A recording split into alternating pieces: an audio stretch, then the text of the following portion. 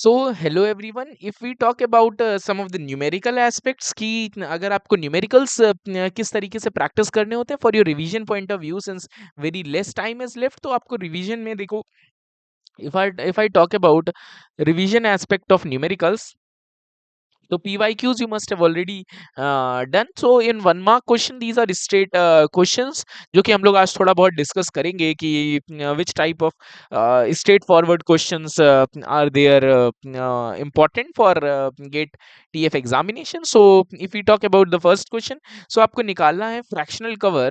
What is the fractional cover for the cotton warp with 40 ends per centimeter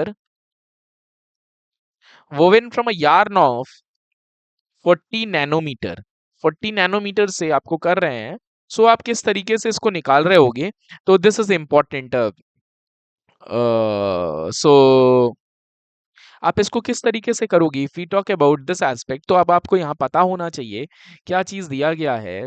तो अब आप देखो, इसमें टेक्स्ट से एनएम से आप टेक्स्ट में कैसे कन्वर्ट करोगे? सबसे पहले तो आपको काउंट पता होना चाहिए। कितना पता होना चाहिए? तो आपको ये पता है कि 1000 अपॉन एनएम एनएम कर देते तो आप टेक्स्ट निकाल लेते हो। तो ये हो गया 40, this will come out to be 25 tex, it is the count. और फिर आप डायमीटर का फॉर्मूला निकाल लोगे, क्योंकि आपको कॉटन दिया हुआ है, तो कॉटन एक फाइबर है। तो फाइबर के लिए आप डायमीटर किस तरीके से निकाल रहे होते हो? 4.44 10⁻³ into under root takes upon root rho F कर दोगे आप, तो इस तरीके से निकाल लो। कॉटन का आपको डेंसिटी पता होगा, 1.52 हो रहा होता है। तो आप डायमीटर इस तरह से कैलकुलेट करोगे, 10⁻³ इंटू अंडर रूट टेक्स में क्या चीज आएगी, 25 अपॉन 1.52 आप कैलकुलेट करोगे। जब आप इसको कैलकुलेट करोगे तो आपका सेंटीमीटर में निकल करके आएगा 0.018 सेंटीमीटर आएगा। फिर आपको आगे करना क्या चीज है, आपको निकालना है कवर, फ्रैक्शनल कवर निकालना है। तो फ्रैक्शनल कवर का आपको फॉर्मूला पता है, एनडी हो रहा होता है। तो ये आप कर दोगे, एन दिया है 40 एंड्स पर सेंटीमीटर दिया है, और आपका डायमीटर 0.018 निकल करके आ रहा है। जब आप इसको कैलकुलेट करोगे तो कवर आ जाएगा 0.72। This will be the answer for this. So इस तरीके के क्वेश्चंस आपके लिए इंपॉर्टेंट हो जाते हैं गेट के एग्जामिनेशन पॉइंट ऑफ व्यू में। और इस तरीके के पहले भी क्वेश्चंस कई बार आए हुए हैं इन दीज एग्जाम्स। सो ये चीजें आपको पता होना चाहिए। जैसे आपको कभी कभी दे देता है, ये वाला क्वेश्चन दिया जा रहा था कि crimp percentage of a square fabric in which thread spacing is equal to the yarn diameter and no jamming takes place. So how you will do this question? यहाँ पे दिया हुआ है h is equal to d। सो अगर हम क्यों क्यों दिया है h is equal to d? क्योंकि यहाँ पे बात कर रहा है स्क्वायर फैब्रिक की। स्क्वायर फैब्रिक में एवरीथिंग इज इक्वल। और जो क्वेश्चन में गिवन है कि आपकी thread spacing is equal to the yarn diameter, मतलब जो डायमीटर है वो थ्रेड स्पेसिंग के बराबर है, ये चीज गिवन है आपको क्वेश्चन में। तो अब आप यहाँ पे निकाल लोगे, h is equal to 4/3 under root C1P2 आप कर दोगे, तो आपका इस तरीके से निकल करके आ जाएगा। Then you can calculate easily. तो h is equal to d, ये हो जाएगा 4/3 into under root C into P B, ये आपका d के बराबर दिया हुआ है। रूट सी हो जाएगा 3/4 के बराबर। तो आप यहाँ पे C निकाल लोगे, 9/16 परसेंटेज में कैलकुलेट करना है आपको। तो आप इस तरह से कैलकुलेट कर लोगे, तो 56.25 percentage, this would be the right answer if I talk about on a broad level.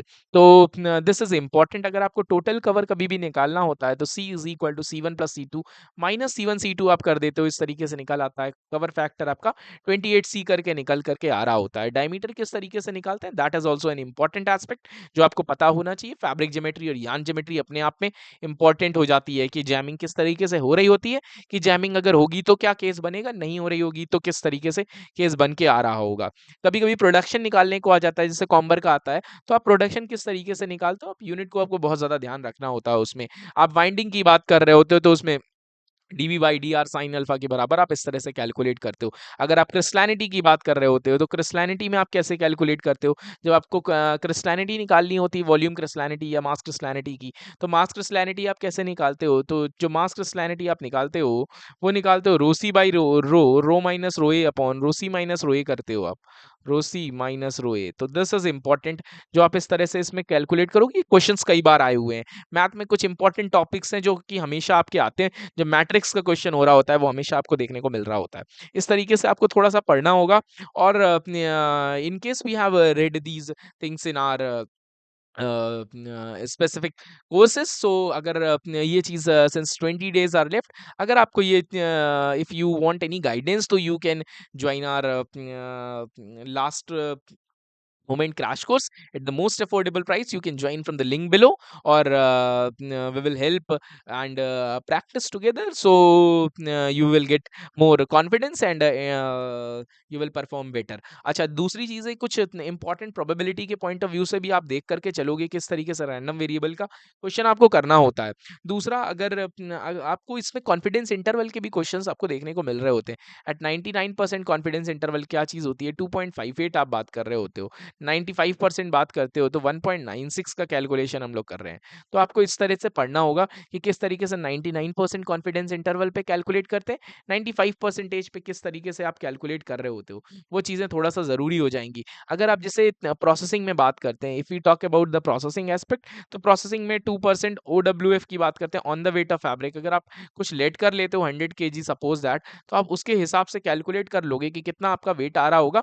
उस हिसाब से आप एड ऑन परसेंटेज और एमएल रेशियो आप इस तरीके से सिमिलर बेसिस पे आप कैलकुलेट करके चल रहे होगे। तो आई होप ये चीज़ आपको समझ में आ रही होगी किस तरीके से होता है और किस तरीके से चीज़ों को करना होता है। इसी में फिनिशिंग में आप एंटी क्रीज फिनिश की बात करते हो, जैसे आपके क्वेश्चन आता है कभी-कभी, यूरिया फॉर्मेल्डिहाइड रेज़िन किसमें बन रहा होता है? एंटी क्रीज फिनिश में बन रहा होता है। प्री कंडेंसेट्स को यूज़ कर रहे होते हैं। कैसे बनता है?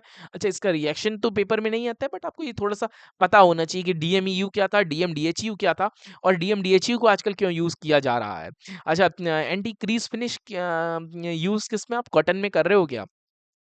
तो ये थोड़ा-सा आपको पता होना चाहिए। जैसे हम बात करते हैं यूरिया की बात कर रहे हैं, तो NH2 आपका इस तरह से बन रहा है, प्लस अगर आप फॉर्मेल्डिहाइड से रिएक्शन करा दोगे, SCHO से रिएक्शन करा दोगे, तो ये आपका DMU बनेगा, डाइमिथाइल यूरिया बन कर के आएगा। तो ये O double bond C NH, ये जो आपका लिंक बन के आएगा, इसी से ही आपका जो है एंटी क्रीजिंग का फिनोमेना हो रहा होता है, NaCH2 OH।